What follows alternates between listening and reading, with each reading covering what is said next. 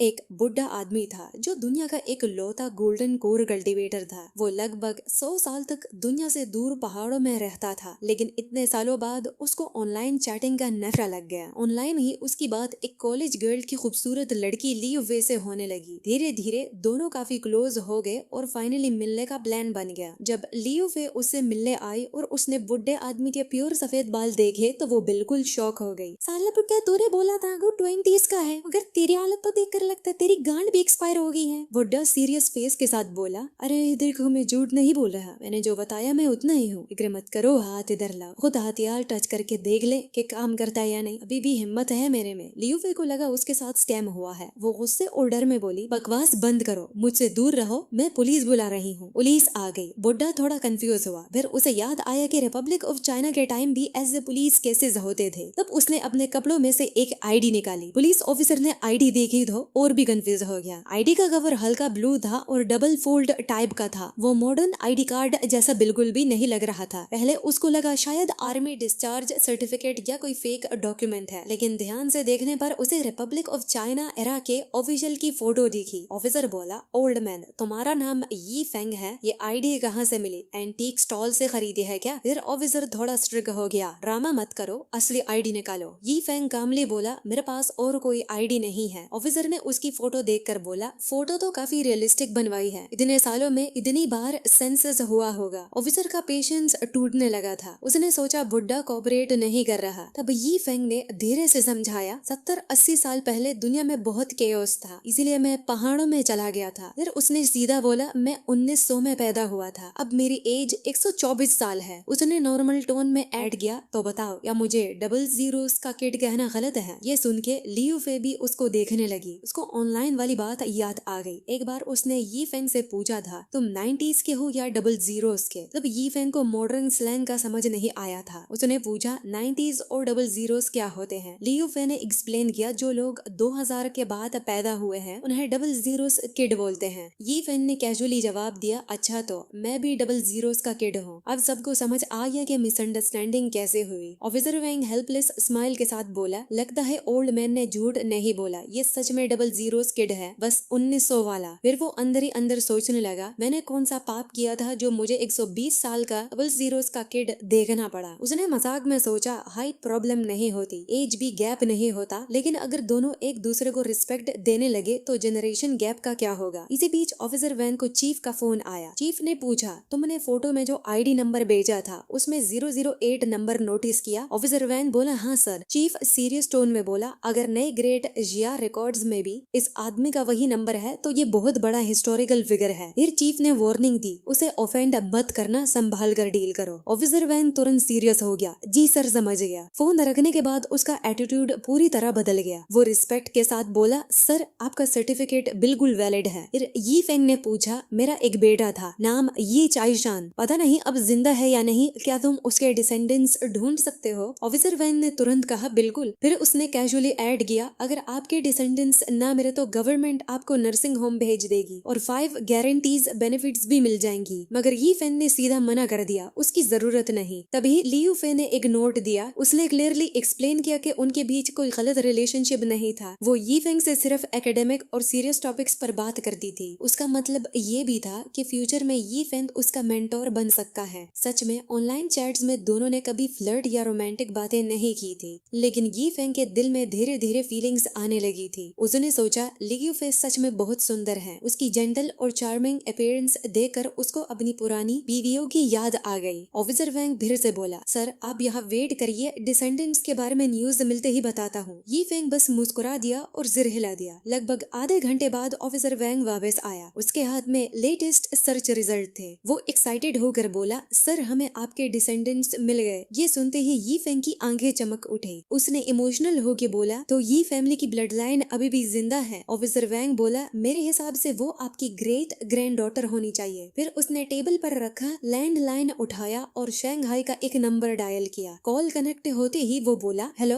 Miss यी UA, situation थोड़ी complicated है। ऑफिसर वैंग ने फोन पे भी बोला, प्लीज हमें स्कैमर मत समझना, यहाँ एक ओल्ड मैन है जो 120 साल से भी ज्यादा का है और उसके दिए हुए क्लूज के अकॉर्डिंग तुम शायद उसकी डिसेंडेंट हो। एक बार आकर मिल लो, शायद फैमिली रिलेशन कंफर्म हो जाए। फोन के दूसरी दूसरी साइड ये युवे पूरी तरह कंफ्यूज्ड हो गई। उसके पास बैठी उसकी फ्रेंड वैंग जियाओ जाओ भी ये सब सुन रही थी। वैंग जियाओ जाओ ने बोला, ये तो बहुत कॉम्प्लिकेटेड केस है, 3-4 जनरेशन बाद तो डीएनए टेस्ट भी प्रॉपरली काम नहीं करेगा। ऑफिसर वैंग ने फोन पर कहा, वैसे भी एक बार आ जाओ, बेचारा ओल्ड मैन बहुत सालों तक अकेला पहाड़ों में रहता रहा। ये युवे ने थोड़ा हेजिटेट करके फाइनली ओके बोल दिया। फोन कट होते ही वैंग जियाओ जाओ ने उसे सीधा पूछा, तू सीरियसली जा रही है? देख, अगर वो सच में तेरा एंसेस्टर निकला तो तू सच में उसे घर लाएगी? फिर उसने प्रैक्टिकल बात बोली, तेरा शंघाई में बस 50 स्क्वायर मीटर का छोटा सा अपार्टमेंट है, वो भी फ्यूचर मैरिज के लिए संभाल के रखा है। मैं ये नहीं कह रही कि एंसेस्टर की रिस्पेक्ट मत कर, पर तेरे पास रिसोर्सेज भी तो नहीं है। वैन जियाओ जाओ एक्चुअली ये युवे की क्लासमेट थी और रियलिस्टिक सोच रही थी। उसने एनालिसिस करते हुए बोला, सिंपल बात है, अगर तू रिलेटिव्स एक्सेप्ट नहीं करेगी तो गवर्नमेंट ओल्ड मैन का ख्याल रखेगी। तू कभी कभी नर्सिंग होम में मिलने भी जा सकती है। ये युवे ने उसकी बात सुनी, फिर धीरे से बोली, जो भी हो, इतने पुराने एंसेस्टर का जिंदा होना कोई छोटी बात नहीं है, कम से कम एक बार मिल तो लेती हूँ। लगभग 15 मिनट बाद ये युवे शंघाई पुलिस स्टेशन पहुंच गई। ऑफिसर वैन ने उसको देखा और अंदर ही अंदर सोचा, ये लड़की तो सच में बहुत खूबसूरत है। फिर उसने ये फैंग की तरफ मुड़कर बोला, सर अब आप खुद इनसे बात करिए। ये युवे ने भी पहली बार ध्यान से ये फैंग को देखा, सफेद बालों वाला बहुत ही बूढ़ा आदमी। उसके दिमाग में तुरंत थॉट आया, क्या ये सच में मेरे ग्रेट ग्रैंडफादर हैं? तब ये फैंग ने अपने कपड़ों में से एक पुरानी फोटो निकाली और टेबल पर रख दी। उसने बोला, ये मेरे और तुम्हारे ग्रैंडफादर ये चाई शान की फोटो है। उसका जन्म अराउंड 1930 हुआ था, इसमें कोई गलती नहीं हो सकती।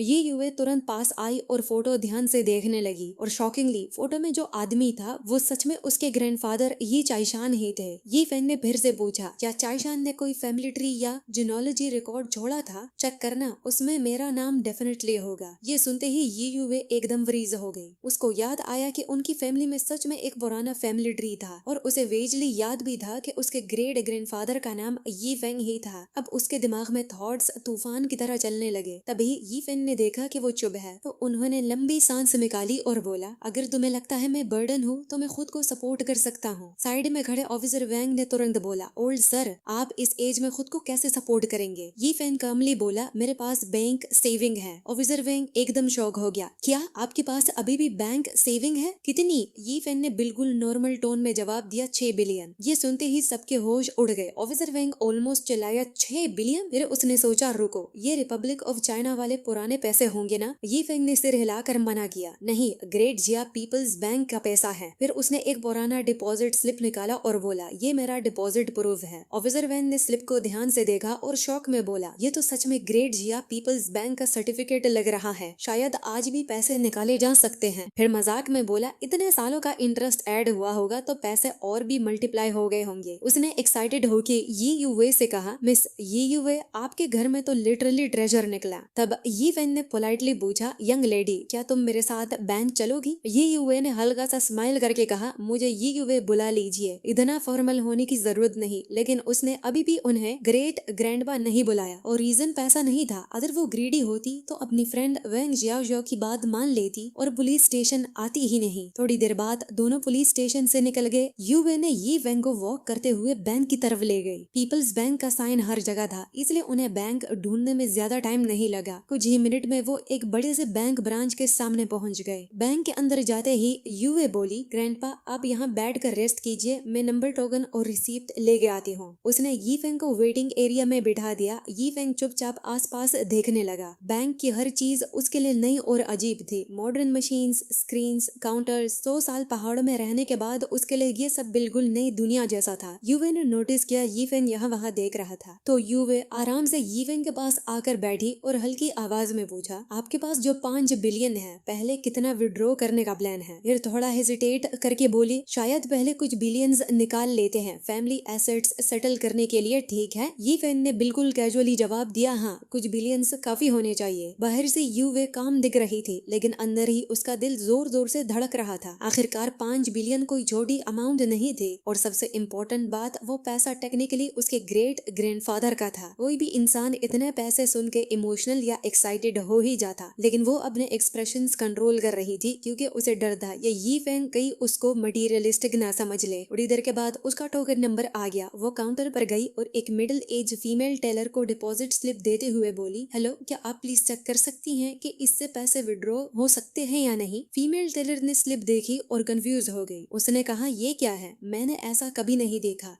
यूवे ने एक्सप्लेन किया, ये बहुत पुराने टाइम की डिपॉजिट स्लिप है, तब लोग इसे विलेज स्लिप बोलते थे। टेलर ने ध्यान से स्लिप खोला। वो 2 पेज फोल्ड टाइप का था। लेफ्ट साइड पर इंस्ट्रक्शन लिखी हुई थी और राइट साइड पर एक बहुत बड़ा रेड स्टैम्प था। उस स्टैम्प पर क्लियरली लिखा था People's Bank of Great Asia और अमाउंट वाले सेक्शन में क्लियरली 6 बिलियन लिखा हुआ था। लेकिन टेलर और भी कंफ्यूज हो गई। उसने सीधा पूछा, आपके पास पासबुक या बैंक कार्ड है? हम इस पेपर के बेसिस पर डायरेक्टली पैसे एक्सचेंज नहीं कर सकते। एक्चुअली टेलर को समझ ही नहीं आ रहा था कि ये असली डॉक्यूमेंट्स हैं या फेक, इसलिए वो सीधा बात कर रही थी। उसने फिर कहा, हम कंफर्म नहीं कर सकते कि ये रियल है या फेक। क्या पता ये किसी एंटीक मार्केट से मिला हो। क्या हम बस ऐसे ही इतने पैसे कैश कर दें? बेटर होगा किसी नॉलेजेबल पर्सन को दिखा दो। यूवे तुरंत सीरियस हो गई। वो बोली, ये डेफिनेटली असली है। पुलिस स्टेशन में ऑफिसर ऑलरेडी वेरीफाई कर चुके हैं। टेलर ने हाथ उठाते हुए बोला, ओके ओके, 1 मिनट वेट कीजिए। काउंटर टेलर की लड़की बैंक के बैक ऑफिस में गई और बैंक मैनेजर को ढूंढा। उसने शॉर्ट में बुरी सिचुएशन एक्सप्लेन कर दी। बैंक मैनेजर चेन जिंग कुछ देर सोचने लगा और बोला, क्या कस्टमर गलती से गलत चीज ले आया है? ये तो 70 साल पुराना डिपॉजिट स्लिप है। काउंटर टेलर लड़की बोली, मैंने कस्टमर से पूछा था, लेकिन उन्होंने कहा कि उन्होंने गलत चीज में ही उठाई। वो स्पेसिफिकली पैसे निकालने आए हैं। बैंक मैनेजर बोला, ठीक है, अब मैं इस मैटर को खुद हैंडल करता हूँ। रिस्पॉन्स में ओके ओके कहकर काउंटर टेलर की वो लड़की सुकून की सांस लेती है। उसके तुरंत बाद मैनेजर यी फेंग और उसकी पोती के पास आया। ओल्ड सर, आपका डिपॉजिट स्लिप 70 साल पुराना है। क्या हो सकता है कि आप गलती से कुछ और लेने आए हो और आपको पता ना हो? यी फेंग ने शांत आवाज में कहा, मैंने गलत चीज नहीं ली। अगर पैसे निकाले जा सकते हैं तो प्लीज जल्दी निकाल दीजिए। मुझे घर और प्रॉपर्टी खरीदने के लिए पैसे चाहिए। मैनेजर ने अपोलोजेटिक एक्सप्रेशन के साथ समझाया, सॉरी सर, हम वाकई ये पैसे कैश नहीं कर सकते। इसका मतलब क्या हुआ? यूए ने पहले कहा था कि पैसे डाजिया के पीपल्स बैंक ऑफ चाइना में डिपॉजिट किए गए थे और करेंसी भी उसी बैंक की है। तो फिर पैसे क्यों विड्रॉ नहीं हो सकते? अगर सब चीजें ठीक हैं, पैसे विड्रॉ क्यों नहीं हो सकते? मैनेजर ने बड़े पेशेंटली समझाया, सर आप प्लीज एंशियस या अपसेट मत हो जाइए। 1950 की शुरुआती इकोनॉमिक सिचुएशन और आज की इकोनॉमी में जमीन और आसमान का फर्क है। दोनों बिल्कुल अलग चीजें हैं, कंपेयर नहीं की जा सकती। आज के इकोनॉमिक एनवायरनमेंट में आपके इस डिपॉजिट सर्टिफिकेट की प्रैक्टिकल वैल्यू और परचेजिंग पावर बहुत कम रह गई है। लेकिन अगर आप इंसिस्ट करते हैं पैसे विड्रॉ करने के लिए, तो हम आपको सिर्फ 5 लाख कैश आउट कर सकते हैं। 5 लाख? ये कैसे हो सकता है? इस अकाउंट में तो पूरे 6 बिलियन है। अब आप कह रहे हो कि सिर्फ 5 लाख ही मिलेंगे? हम कुछ नहीं कर सकते। ये रिजल्ट्स हायर अप्स और हमारे बीच बार बार डिस्कशन के बाद निकला है। 1950 की अर्ली पीरियड में राजिया डायनेस्टी तबाही के बाद दोबारा रिबिल्ड हो रही थी। उस वक्त प्राइसेस बहुत रैपिडली बढ़ रहे थे और बैंक नोट्स ऑलमोस्ट वर्थलेस हो चुके थे। बाद में जब सिचुएशन स्टेबल हुई और सब कुछ ट्रैक पर आया, तब पहली सेट की डाजिया करेंसी को दूसरी सेट की डाजिया करेंसी से रिप्लेस किया गया। एक्सचेंज रेट 10,000 युआन 1 युआन तक पहुंच गया। मतलब पहली करेंसी के 30,000 युआन सिर्फ दूसरी करेंसी के 1 युआन के बराबर थे। यूएन ने डिसबिलीफ में कहा, तो इस कैलकुलेशन के हिसाब से 5 बिलियन युआन सिर्फ लगभग 1,50,000 युआन ही बनते हैं। हाँ, और आज के जमाने में 1,50,000 युआन की वैल्यू लगभग 3 लाख युआन के इक्वल मानी जाती है। अगर इतने सालों का इंटरेस्ट ऐड करे तो वैल्यू अराउंड 3 टाइम्स हो जाती है। इसीलिए 5 लाख युआन ठीक ही बैठता है। 5 लाख युआन भी ठीक है। वैसे भी सिचुएशन ऐसी ही है, मैं एक्सेप्ट करता हूँ। मुझे लगता है इतने पैसों से शंघाई में एक अच्छा घर खरीद लूंगा। ये फेंग को फाइनल रिजल्ट ज्यादा अनएक्सेप्टेबल नहीं लगा। वैसे उसके लिए ज्यादा मीनिंग नहीं रखते थे। मैनेजर ने ये फेंग की तरफ देखा लेकिन कुछ और नहीं बोला। यूवे भी चुप हो गई। उसे समझ नहीं आ रहा था कि क्या कहें। आजकल के शंघाई में 5 लाख युआन से तो घर क्या बाथरूम भी मुश्किल से मिलता है, और वो भी बहुत क्रैम्प्ड कंडीशन में। लेकिन फिर भी यूवे डिसअपॉइंटमेंट या एनॉयड नहीं हुई। ओल्ड मैन के लिए न्यू एरा का ड्रैगन ट्रेवल कार्ड बनवाने के बाद वो रिस्पेक्टफुली ये फैन को बैंक से बाहर ले गई। नए एरा में पर्सनल कार्ड यूज करने के लिए जो आईडी चाहिए थी वो बीरू में सक्सेसफुली प्रोसेस हो चुकी थी। उसके बाद यूवे का पहला काम था ये फैंग के ग्रैंडफादर के लिए कुछ सूटेबल कपड़े और 2 युआन से ज्यादा का एक डोमेस्टिक मोबाइल फोन खरीदना। ये सारे एक्सपेंसेस उसने अपनी पॉकेट से पे किए बिना यी फेंग के एग्रीकल्चर बैंक अकाउंट के 5 लाख युआन को टच किए। ये देखकर यी फेंग बहुत खुश हुआ। आखिर में यी फेंग के ग्रैंडफादर को अपने अपार्टमेंट वापस ले आई। जैसे ही वो अंदर आए, यी फेंग कंप्लेन किए बिना नहीं रह सका। या तुम लोग यूजुअली यहाँ रहते हो एंसेस्टर? क्या आपको पता है ये शंघाई है, यहाँ हर इंच जमीन बहुत प्रेशियस है। अगर ये जगह बिजी डाउनटाउन एरिया में है, यहाँ रहना ऑलरेडी काफी अच्छी कंडीशन में जाता है। लेकिन यी फेंग कंप्लेन करता रहा कि जगह बहुत छोटी है, उसके पुराने घर के किचन से भी छोटी। उसे अपना पुराना घर याद आया, एक ह्यूज कोर्टयार्ड हाउस जो इस जगह से 10 गुना बड़ा था, जिसमें आर्टिफिशियल हिल्स, गार्डन्स, पॉन्ड और बहुत सारी सीनरीज थी। यूवे इरिटेट होकर बोली, ये जगह सिर्फ 50 स्क्वायर मीटर की है, इसके पैसे में तो 2 डजन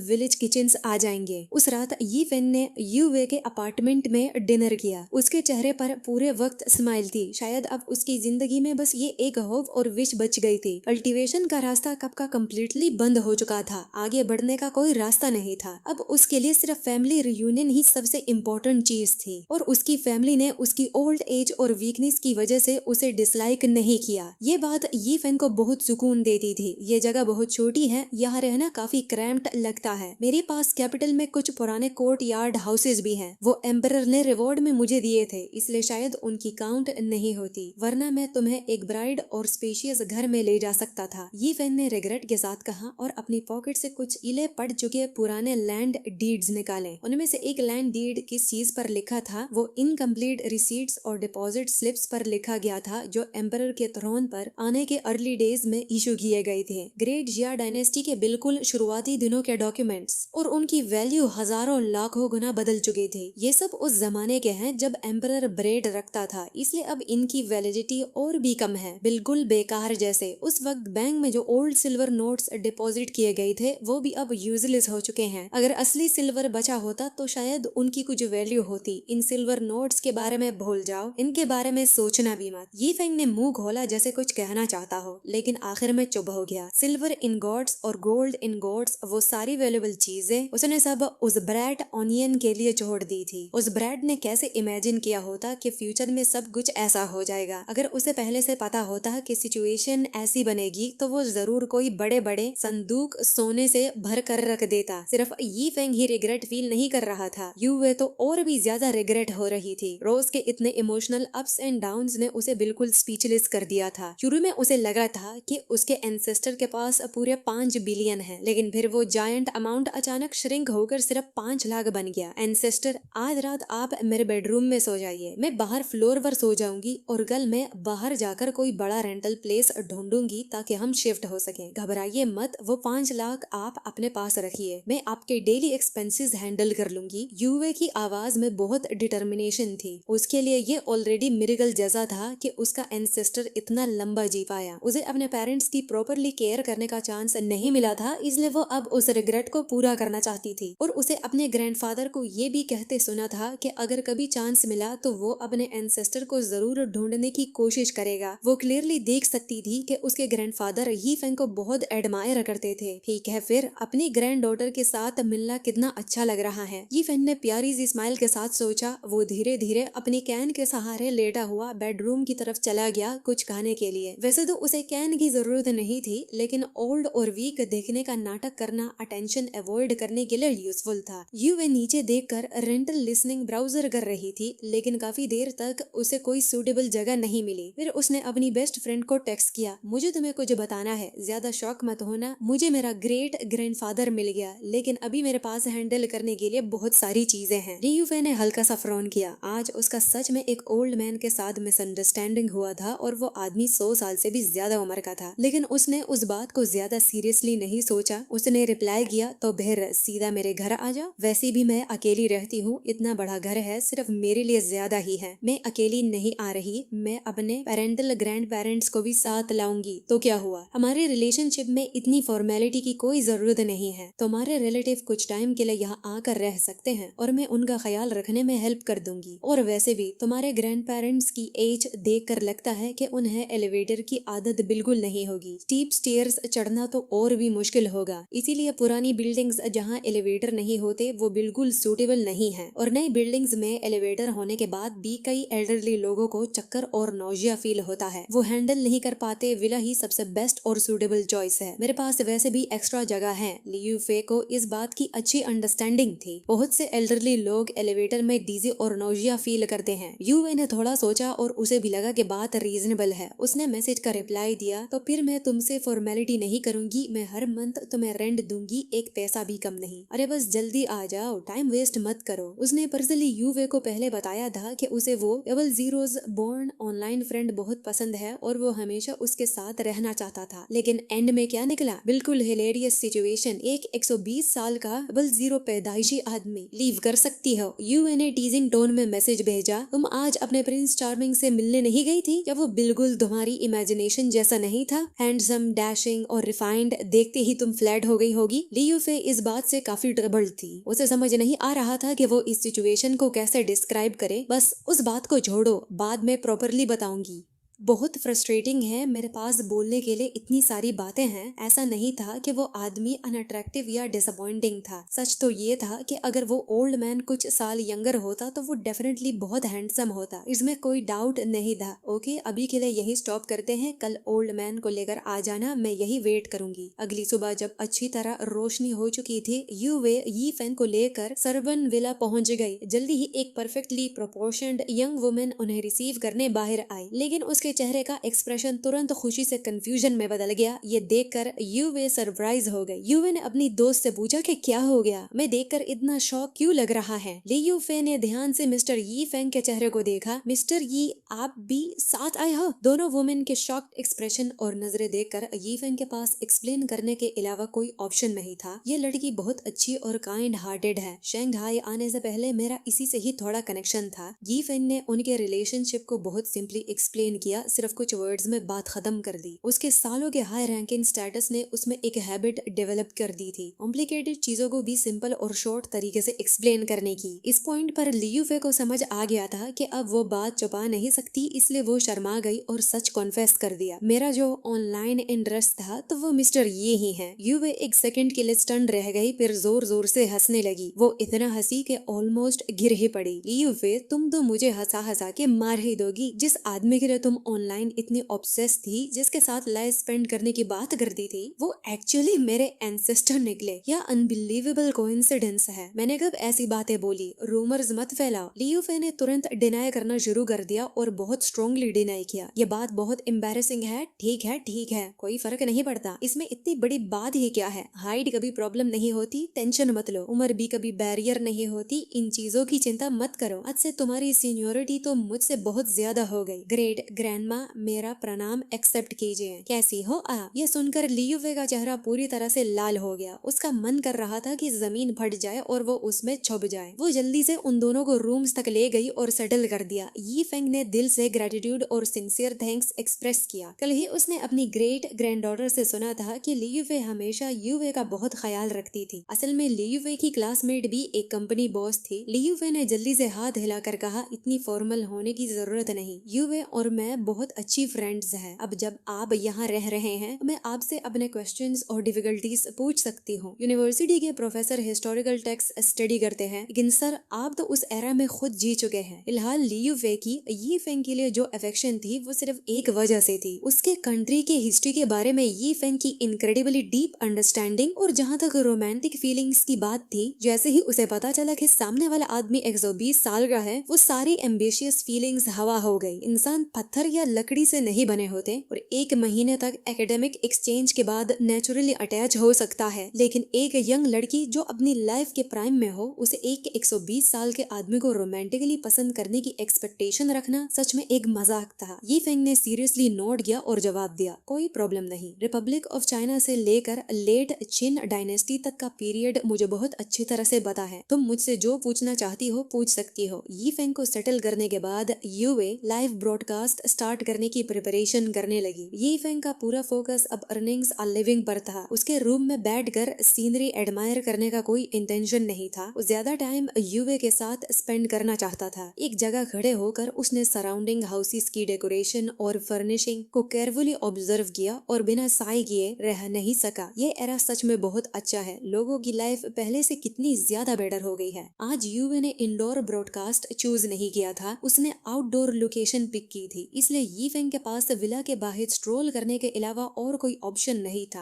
बाहर एक छोटा बेसबॉल कोर्ट था और यूवे ने पहले ही बेसबॉल हुप के नीचे एक फोन सेट कर दिया था। साथ में एक ट्राइपॉड भी लगा दिया था ताकि फोन स्टेबल रहे। यूवे का लाइव स्ट्रीम कंटेंट हमेशा काफी वेरिड होता था। कभी वो बास्केटबॉल खेलकर बॉडी स्ट्रेच करती थी, कभी रनिंग करती थी या कोई और आउटडोर एक्सरसाइज, और अगर आउटडोर लाइव स्ट्रीम होता तो वो और भी कैजुअल मूड में होती। जोक्स मारना, सबको हंसाना, डेली लाइफ की बातें करना, गेम्स खेलकर टाइम पास करना। आज उसने अपना प्रोफेशनल बास्केटबॉल यूनिफॉर्म नहीं पहना था, बस नॉर्मल क्लोथ्स पहने थे जो उसने कैजुअली पहने हुए थे। टाइम कम होने की वजह से उसे जो मिला उसी में ही मैनेज करना पड़ा। डियर व्यूअर्स, प्लीज मुझे एक्सप्लेन करने दीजिए, सबको रियली सॉरी। कल मुझे कुछ काम था, जैसे शिफ्टिंग वगैरह, और पूरा दिन बिजी थी, इसलिए स्ट्रीम पोस्टपोन्ड करना पड़ा। आज मैं डेफिनेटली मिस टाइम का मेकअप करूंगी। लाइव स्ट्रीम रूम के सब व्यूअर्स ने उसके ब्रॉडकास्ट का बैकग्राउंड देखा, एकदम लग्जरियस विला और उसमें प्राइवेट बास्केटबॉल कोर्ट भी। कोई वंडर नहीं कि कल स्ट्रीम नहीं की। लगता है जॉब कट होने के बाद अचानक अमीर हो गई और विला में शिफ्ट हो गई। स्क्रीन पर कमेंट देखकर यूवे बास्केटबॉल ड्रिबल करते हुए एक्सप्लेन करने लगी, फैमिली प्लीज मिसअंडरस्टैंडिंग मत करो, ये विला मेरी बॉस का है जिन गिरहम काम करते हैं, आप सब उन्हें जानते हो। वो शंघाई की लोकल रिच औरतों में से एक है, मैं तो बस उसके अंडर रह रही हूँ। तभी व्यूअर्स ने बास्केटबॉल कोर्ट के पास किसी को खड़ा देखा, एक ओल्ड मैन। ये देखते ही सब व्यूअर्स हंसने लगे। या ये वही ओल्ड मैन है जो तुम्हें सपोर्ट कर रहा है और ये खुद को तुम्हारा बॉस बोल रहा है? अब देखो इसका पर्सोना पूरी तरह कोलैप्स हो गया। एक्ट ज्यादा देर तक मेंटेन नहीं कर पाया। यूवे ने पीछे मुड़कर देखा, पता चला ओल्ड एंसेस्टर रूम से बाहर आ गया था। शायद अंदर बोर हो रहा था, इसलिए बास्केटबॉल देखकर थोड़ा एंटरटेनमेंट लेने आ गया। यी फेंग बास्केटबॉल बॉक्स के बिल्कुल पास खड़ा था जिसमें 8 बास्केटबॉल्स रखे हुए थे। रुको, सब लोग बकवास बंद करो। यूवे ने बास्केटबॉल नीचे रखा, सीधी खड़ी हुई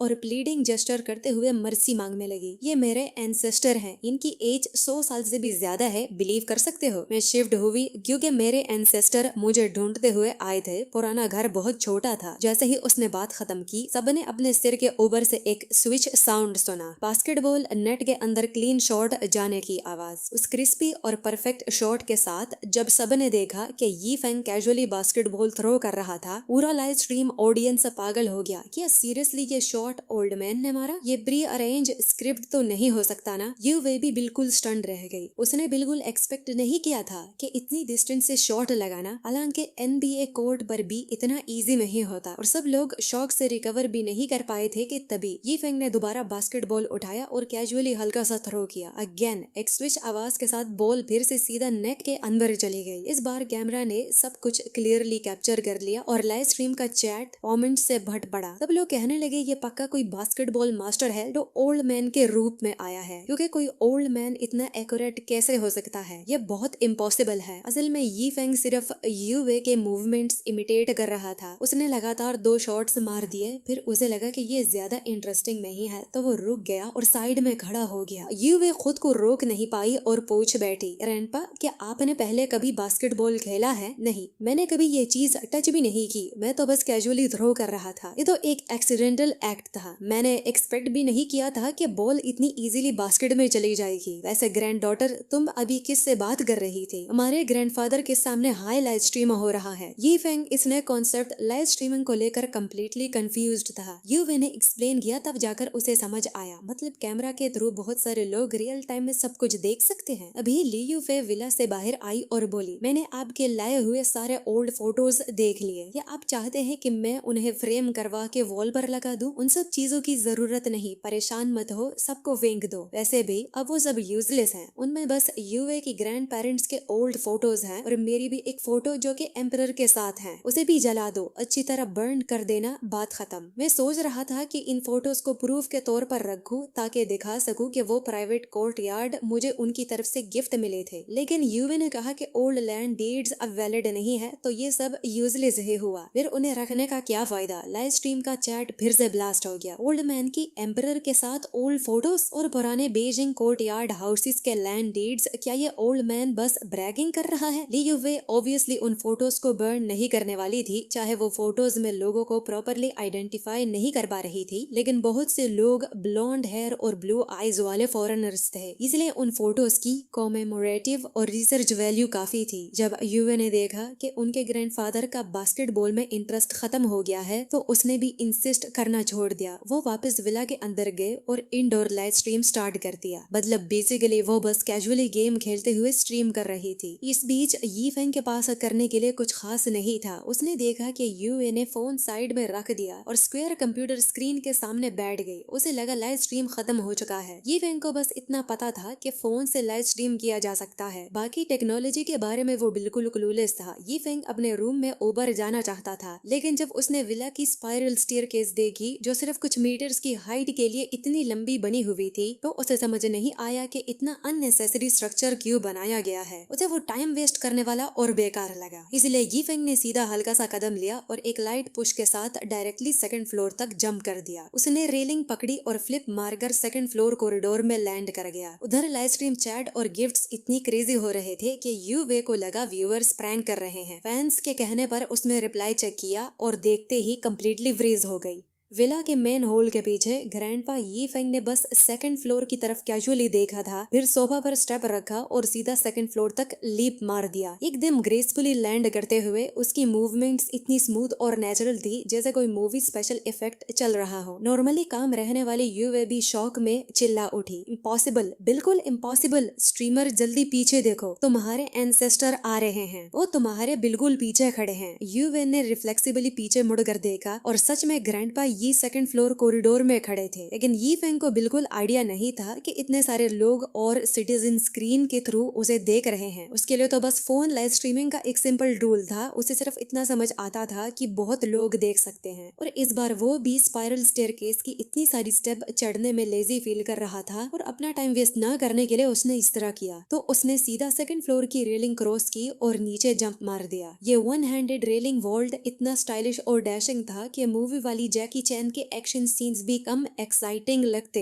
एक इंस्टेंट में लाइव स्ट्रीम रूम फिर से एक्सप्लोड हो गया। ओल्ड मैन इतनी हाइट से जंप कर गया, ये आदमी डेफिनेटली ऑर्डिनरी नहीं है। सबसे शॉकिंग बात ये थी कि लैंडिंग का इम्पैक्ट भी यी फेंग पर इफेक्ट नहीं हुआ। नॉर्मली कोई इंसान इतनी हाइट से जंप करता है तो नीज नेचुरली बेंड होते हैं शॉक एब्जॉर्ब करने के लिए, लेकिन यी फेंग ने बस हल्का सा हेड लोअर किया। जब उसने ऊपर देखा, उसने सिर्फ यूवे और ब्लैंक एक्सप्रेशन के साथ उसकी तरफ देखते हुए पाया। तब उसे रियलाइज हुआ कि शायद उसे ऊपर से नीचे आने के लिए इतना शॉकिंग मेथड यूज नहीं करना चाहिए था। कुछ देर के लिए दोनों बस एक दूसरे को स्टेयर करते रहे। यूवे का दिमाग तेजी से काम कर रहा था। उसे अपने फादर और लेट ग्रैंडफादर की बातें याद आई। वो हमेशा कहते थे कि उसके ग्रेट ग्रैंडफादर एक बहुत एक्स्ट्रा ऑर्डिनरी इंसान थे, और स्पेसिफिकली अगर वो बात करे वो एक तरह के हर्मिट थे। इस पल यूवे ने एक ऑकवर्ड साइलेंस को तोड़ते हुए अपने मन में एक पॉपुलर टाओइस्ट प्रीस्ट का नाम याद किया जो इंटरनेट पर बहुत फेमस था, मास्टर चेन। उस मास्टर चेन फू की स्किल्स भी काफी इंप्रेसिव थी। वो सिटी वॉल से सिर्फ 3 स्टेप्स में नीचे नदी में जंप कर जाता था। फिर यी फेंग ने ऑकवर्ड साइलेंस को तोड़ते हुए अपना हाथ मुंह पर रखा और हल्का सा झूठा सा खांसी का नाटक किया। मैं बूढ़ा हो गया हूँ, अब मैं पहले जैसा स्ट्रॉन्ग नहीं रहा। और मजीद कहा, शर्म आती है, इस उम्र में ऐसा ओल्ड बिहेवियर नॉर्मल होता है ना, हंसी करना भी ओल्ड लोगों के लिए नॉर्मल होता है ना। यूवे बिल्कुल कंफ्यूज्ड हो गई। उसका ये अननेचुरल एक्टिंग देखकर वो स्पीचलेस और फ्रस्ट्रेटेड हो गई। वो पूछ बैठी, ग्रैंडपा आप पहले क्या करते थे? क्या आप सर्कस परफॉर्मर थे?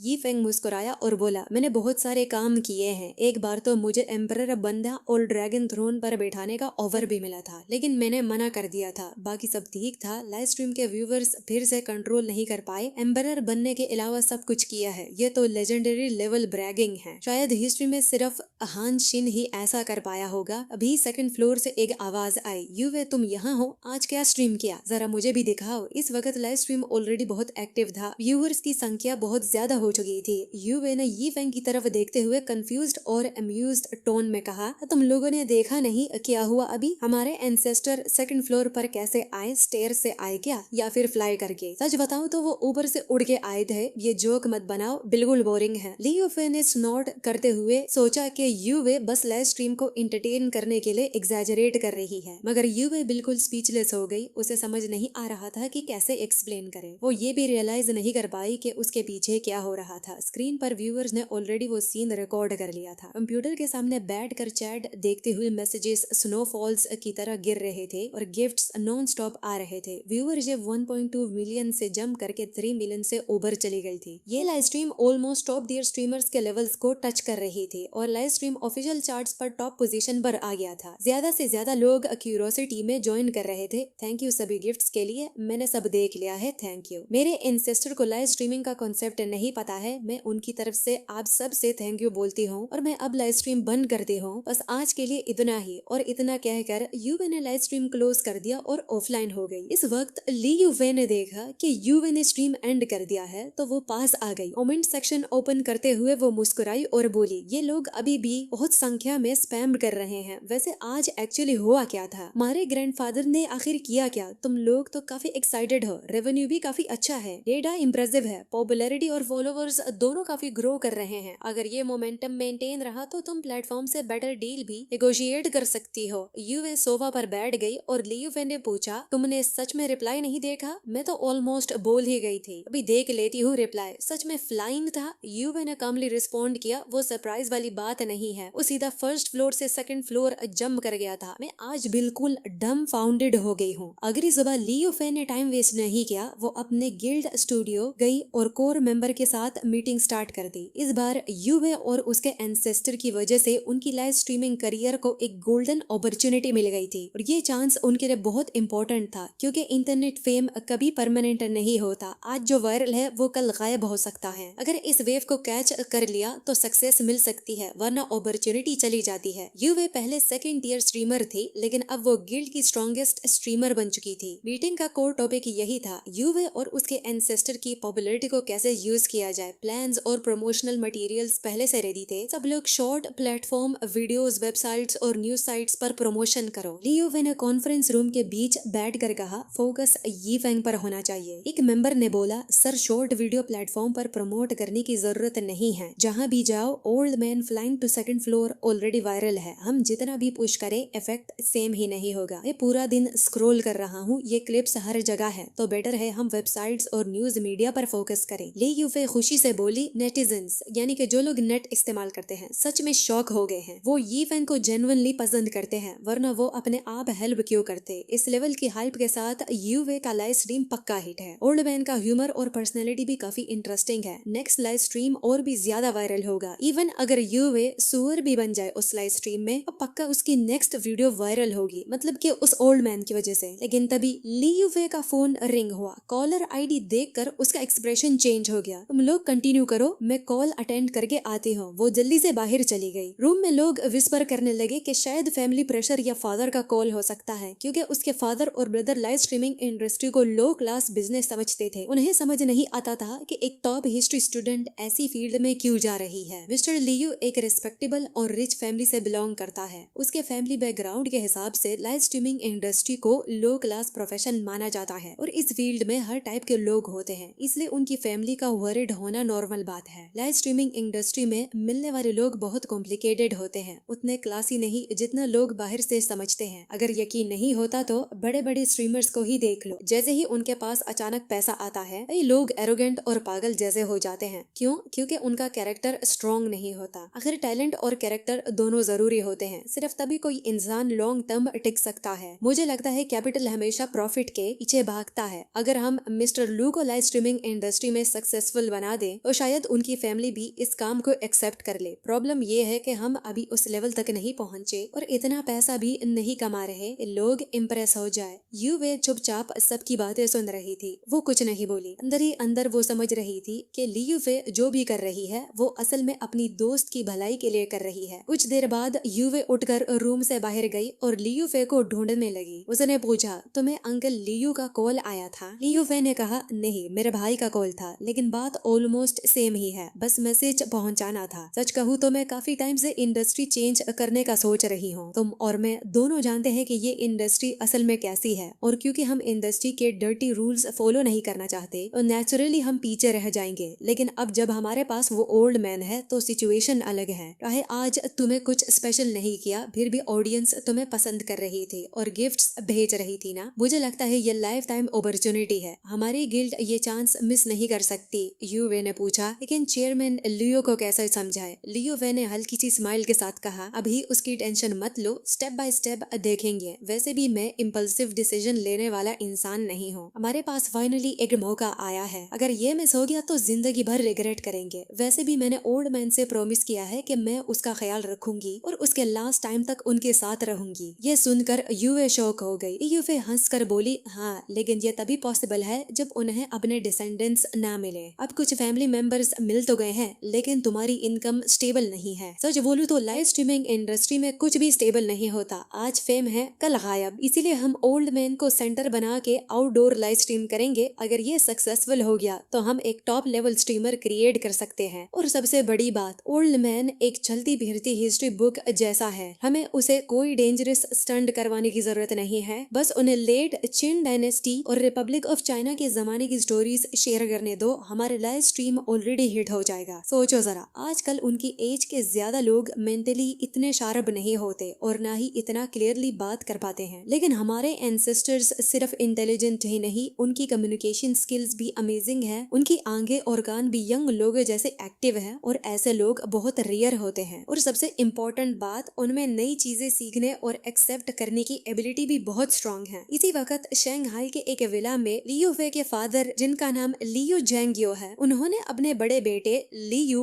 यूही से पूछा, लियो फे को समझाया या नहीं, या वो उस बेकार गिल्ड को बंद करने के लिए रेडी है? लियो यूही, उसने हेल्पलेसली होकर जवाब दिया, जो बोलना था बोल दिया, लेकिन 2 बात के बाद ही उसने कॉल कट कर दिया। वो लड़की सच में बहुत ट्रबलसम है। कुछ टाइम पहले ऑनलाइन रिलेशनशिप में फंस गई थी, फिर मिलने भी चली गई थी और वहाँ एक ओल्ड मैन निकला। कितनी बड़ी एम्बेरसमेंट हुई थी। और अब वो गिल्ड बंद करने को भी रेडी नहीं है। पता नहीं वो क्या करना चाहती है। फिर अचानक उसे कुछ याद आया, ओ फादर, एक और बात, वो ओल्ड मैन की ग्रैंड डॉटर असल में यूवे है, फेया की बेस्ट फ्रेंड। सुनने में आया है कि ये यूवे उस ओल्ड मैन को लेकर फेया के विला में शिफ्ट हो गई है, साथ रह रहे हैं। ये सुनकर लियो चिन भी टेंशन में आ गया। नॉर्मली वो अपनी डॉटर की लाइफ में इंटरफियर नहीं करता था। फैमिली ऑलरेडी बहुत रिच थी, इसलिए उसे लगता था बेटी जो चाहे वो करे, बस लिमिट क्रॉस ना करे। लेकिन ओल्ड मैन वाली बात सुनकर वो भी अनईजी हो गया। दोनों ऑनलाइन रिलेशनशिप में थे और अब एक ही विला में रह रहे थे। हाँ, एज डिफरेंस ऑलमोस्ट 100 साल का था, लेकिन ये फैंग की स्किन सरप्राइजिंगली यंग थी। ना रिंकल्स ना एज स्पॉट्स, बिल्कुल वेल मेंटेन्ड लगते थे। इसीलिए लियो चिन और भी ज्यादा वरिड हो गया। लियो के फादर ने बस ठंडी सी स्नॉट मारी। उसे इन सब रोमांस वाली बातों से ज्यादा फर्क नहीं पड़ता था। वो सिर्फ ये चाहता था कि उसकी डॉटर इन यूजलेस चीजों से दूर रहे। उधर यूवे और लियो फेया घर लौट चुकी थी। जैसे ही यूवे ने लाइव स्ट्रीम ऑन किया, वो शॉक रह गई। ऑनलाइन व्यूअर्स 3 मिलियन से भी ज्यादा थे, लेकिन ऑनेस्टली ये एक्सपेक्टेड था। ओल्ड मैन वाली वीडियो ऑलरेडी वायरल हो चुकी थी। यूवे ने कैमरा ऑन करके अपनी तरफ किया। स्क्रीन पूरी तरह कमेंट्स और एक्साइटमेंट से भर चुकी थी। अब लोग बस एक ही बात बोल रहे थे, ओल्ड मैन को बुलाओ, ग्रैंडपा कहाँ है, उन्हें स्क्रीन पर लाओ। यूवे ने पीछे मुड़कर देखा, यी फैंग ऑलरेडी हॉल में आ चुके थे। जब उन्होंने यूवे की आवाज सुनी तो वो रूम से बाहर आ गए देखने के लिए कि क्या हो रहा है। पहले तो वो शॉर्टकट लेने के लिए रेलिंग से जंप करने वाले थे, लेकिन जैसे ही उन्होंने देखा कि यूवे उन्हें देख रही है, वो रुक गए। यूवे ने इरिटेट होकर कहा, ये डिजाइन तुम्हारे जंप मारने के लिए बनाया गया है क्या? हर वक्त स्टंट करना जरूरी है? कल ही यूवे ने उन्हें वार्निंग दी थी कि डेंजरस स्टंट्स अवॉइड करें। अगर कुछ परफॉर्म करना है तो पहले बता दिया करे, ताकि सेफ्टी मैट्स और प्रोटेक्टिव गियर्स रेडी किया जा सके। इसलिए ये फैन ने क्वाइटली हाथ नीचे कर दिए और सीधा खड़े हो गए। ये बुजुर्ग लोग अपने बेटों को तो कंट्रोल कर लेते हैं, लेकिन ग्रैंड सन्स और ग्रैंड डॉटर्स के सामने सॉफ्ट हो जाते हैं। डर की वजह से नहीं, प्यार की वजह से। ये फैन भी बिल्कुल वैसे ही थे। ये बात बिल्कुल सही थी, सीधा दिल पर लगने वाली। लेकिन उनके दिल में एक और भी बात दबी हुई थी। उनकी कल्टीवेशन का रास्ता अब आगे नहीं बढ़ रहा था, जैसे उनकी जर्नी एक डेड एंड पर आकर रुक गई हो और अब आगे बढ़ने का कोई रास्ता ही नहीं बचा हो। उसके पास अब सिर्फ उसके रिश्तेदार बचे थे, उसके खून के रिश्तेदार, और वो अपनी परपोती यूवे को बहुत ज्यादा प्यार करता था। तभी विला के हॉल का दरवाजा धक्का देकर खोला गया। यूवे का चेहरा तुरंत बदल गया, क्योंकि उसने इन लोगों को पहचान लिया था। क्या ये लियो फे का फादर और भाई नहीं है? यूवे ने लाइव स्ट्रीम की परवाह नहीं की और जल्दी से उनके पास जाकर उनका स्वागत किया। फिर उसने ऊपर की तरफ देखकर आवाज लगाई, जल्दी नीचे आओ, अंकल लियो आ गए हैं। कॉरिडोर में खड़ा यी फेंग इन लोगों को देख रहा था। हर एक आदमी उसे बिना बुलाए आए बुलाए मेहमान जैसा लग रहा था और उनकी नीयत भी ठीक नहीं लग रही थी। वो सीधा एक अलांग लगाकर अपनी पोती के पास आ गया और आराम से जमीन पर उतर गया। ये जंप देखकर लियो के फादर के आसपास खड़े बॉडीगार्ड्स तक शॉक हो गए। वो सब बड़े बड़े मजबूत आदमी थे। सबके चेहरे पर हैरानी छा गई। उन्हें दूसरे और तीसरे फ्लोर के बीच की हाइट देखी, फिर यी फेंग की उम्र और उसके पूरे सफेद बाल देखे उनकी आंखें लगभग बंद हो चुकी थी, कंफ्यूजन से भरी हुई। आराम से लैंड करने के बाद यी फेंग की प्रेजेंस अचानक और भी ज्यादा हैवी हो गई। वो अपनी छड़ी पर झुक कर खड़ा था और उनकी ठंडी नजर उन बिना बुलाए मेहमानों पर गिर गई। पता नहीं क्यों उस एक नजर ने लियो के फादर की रीढ़ की हड्डी तक को ठंडा कर दिया। उसे ऐसा लग रहा था जैसे उसकी रीढ़ की हड्डी तक को छेद दिया गया हो। ये सिर्फ मेरा भ्रम था। ये बात सच थी कि बुढ़े आदमी का झुका हुआ शरीर जब सीधा खड़ा होता है तो उसमें एक खतरनाक ऑरा महसूस होता है। या ये वही लेजेंडरी किलिंग इंटेंट है? ये फैन ने उन लोगों को देखा और जब उसने यूहे को उनका स्वागत करते हुए देखा तो उसने बात को और आगे नहीं बढ़ाया। उसने अपनी धी की ऑरा वापस खींच ली, मुड़कर शांति से सोफा की तरफ चला गया। वो आराम से बैठ गया, अपनी छड़ी को दोनों पैरों के बीच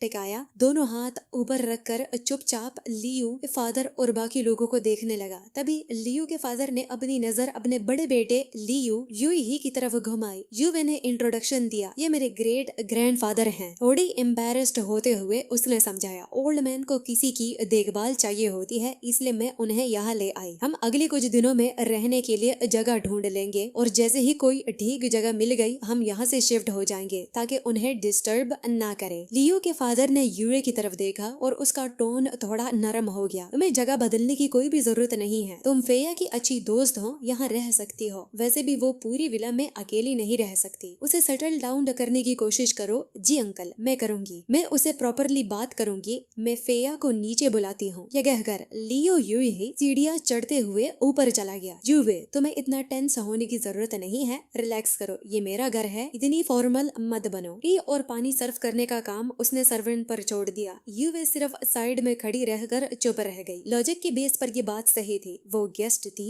और सामने वाला होस्ट, लेकिन अब होस्ट वाली सीट पर यी फेंग बैठा हुआ था। वो बिल्कुल हिला तक नहीं, उसके हाथ उसकी छड़ी पर टिके हुए थे। एक्सप्रेशन ठंडा और बेपरवाह था। वो बिना एक शब्द बोले ठंडी नजरों से लियो के फादर को देख रहा था। लियो के फादर को यी फेंग की नजर के नीचे अजीब बेचैनी महसूस हुई और कुछ देर बाद उसने आंखें हटा ली। यूवे ने सिचुएशन समझ ली और जल्दी से आगे बढ़कर बोली, एंड सिस्टर, आप यहाँ बैठ जाइए, कोई प्रॉब्लम है क्या? प्रॉब्लम कहाँ है? क्या आपको ही नहीं बैठना चाहिए? लियो के फादर ने हाथ हिलाकर बात को हल्का कर दिया, जैसे उसे इतनी छोटी बात की परवाह ही ना हो। कोई प्रॉब्लम नहीं है, बैठ जाइए। आखिरकार यी फेंग 100 साल से भी ज्यादा उम्र का है, लेकिन फिर भी लियो के फादर की आंखों में हल्का सा नाराजगी का एहसास था। उसने यी फेंग की तरफ देखा लेकिन कुछ और नहीं बोला। इसी वक्त चाय सर्व कर दी गई। लियो के फादर ने अपना गला साफ करने के लिए चाय के कुछ घूंट लिए। ज्यादा देर नहीं हुई थी कि लियू यूं ही अकेला ही नीचे आ गया। मेरी बहन नीचे आने से मना कर रही है, शायद डर की वजह से। या बदमाश लड़की है, हद ही कर दी इसने। ये कहकर लियो के फादर खुद सीढ़ियां चढ़कर ऊपर चला गया। अब विला के हॉल में सिर्फ लियो फैमिली के लाए हुए बॉडीगार्ड्स बचे थे। उनमें से एक बॉडीगार्ड ने फ्रूट प्लेटर से फ्रूट नाइफ उठाई और फल छीलना शुरू कर दिया। ओल्ड सर, लगता है आप काफी स्किल्ड हो, एक नजर में ही समझ आ जाता है। ये फेंग चुप रहा, उसे इग्नोर करता हुआ। हमारे बॉस शंघाई के बहुत बड़े और इन्फ्लुएंशियल आदमी हैं। यूवे का उनके लिए एटीट्यूड देखकर ही समझ आ जाता है। मुझे ज्यादा बोलने की जरूरत नहीं, लेकिन मुझे एक बात समझ नहीं आई सर, अभी आपका वो एटीट्यूड एग्जैक्टली क्या था? होस्ट वाली सीट पर बैठना एक बात है, लेकिन उन्हें ग्रीट तक ना करना और बस ठंडी नजरों से देखते रहना, इसका क्या मतलब था? ये चल क्या रहा है? ऊपर से आप इतने बुजुर्ग हो,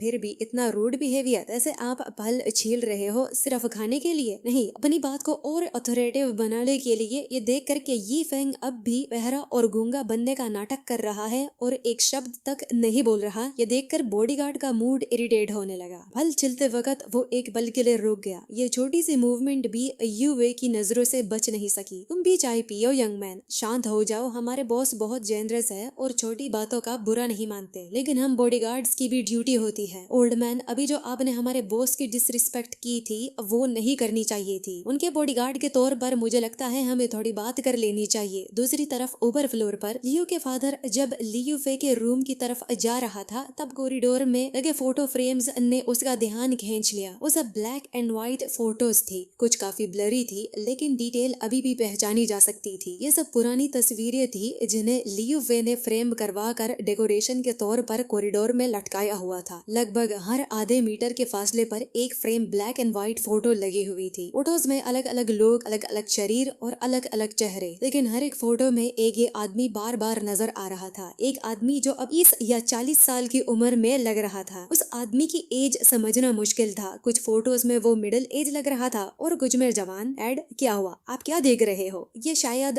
राइट ब्रदर्स है ना? ओ भाई, जिन्होंने एयरप्लेन बनाया था। ये हेयर स्टाइल वाला एम्परर से भी मैं पहचानता हूँ। ये आइंस्टाइन है, वो महान साइंटिस्ट प्रोफेसर लो। और ये वाले भी थोड़ा फेमिलियर लग रहा है। ये शायद हेवन एंड अर्थ सोसाइटी का फॉर्मर लीडर होना चाहिए। इस वक्त लियो के फादर की सांसें और भी भारी होने लगी। अपने फादर और भाई की आवाज सुनकर लियो फे आखिरकार रूम से बाहर आ गई और दरवाजा खोल दिया। लियो के फादर ने अपनी बेटी को देखकर पूछा, तुम्हें इतनी सारी पुरानी फोटोज कहाँ से मिले? ये सब यूए के ग्रेट ग्रैंडफादर लाए थे। उसने आगे कहा, वैसे भी ये सब लोग अब दुनिया में नहीं रहे, इन फोटोज को संभाल कर रखने का क्या ही फायदा। मैंने कहा था इन्हें जला दो, लेकिन मुझे लगा फ्रेम कर देना ज्यादा बेटर होगा। लेकिन इन फोटोज का यूए के ग्रेट ग्रैंडफादर से क्या डायरेक्ट कनेक्शन है? सुनकर लियो फे अचानक हंस पड़ी। लगता है ओल्ड मैन ने नहीं कहा था कि फोटोज में जो आदमी है वो उनकी जवानी की तस्वीरें हैं। उसके टोन में मजाक और छेड़ने वाला अंदाज था। आखिर कौन मानेगा कि फोटोज में दिखने वाला 30-40 साल का आदमी सच में वही बुढ़ा है, क्योंकि अब ये यी फेंग और फोटोज वाला आदमी बिल्कुल अलग लगते हैं। और हर एक फोटो में वो आदमी हमेशा सेंटर में होता था। जब भी 3 या उससे ज्यादा लोगों की ग्रुप की फोटो होती, यी फेंग हमेशा बीच में बैठा होता। वो आदमी बहुत कैजुअली बैठता होता था, जबकि बाकी सब लोग उसके आसपास खड़े रहते थे। लियो के फादर ने जोर से थूक निकला। जब उसकी नजर एक और फोटो पर पड़ी तो उसके पैर लगभग लड़खड़ा गए और वो गिरने ही वाला था। अच्छी बात ये थी कि उसका बेटा उस वक्त मौजूद था और अपने बाप को संभाल लिया। क्या हुआ डैड, आप ठीक हो? आपका चेहरा बहुत खराब लग रहा है। बड़ा बेटा कंफ्यूजन में था। डैड, क्या आप सच में इतनी बकवास पर यकीन कर रहे हैं? क्या फोटो वाला आदमी सच में 70-80 साल पहले का यी फेंग हो सकता है? ये इम्पॉसिबल है, बिल्कुल इम्पॉसिबल। हम शंघाई के लोकल लोग हैं। उस जमाने में शंघाई की 4 सबसे फेमस फैमिलीज के हमारे परिवार से कनेक्शन था। तुम्हें पता है ये आदमी कौन है? ये कहकर लियो फे के फादर ने फोटो में एक इंसान की तरफ इशारा किया। फोटो में एक जवान आदमी मुस्कुराते हुए ग्रे रोब पहने आदमी के सामने घुटनों के बल बैठा था और दोनों हाथों से चाय पेश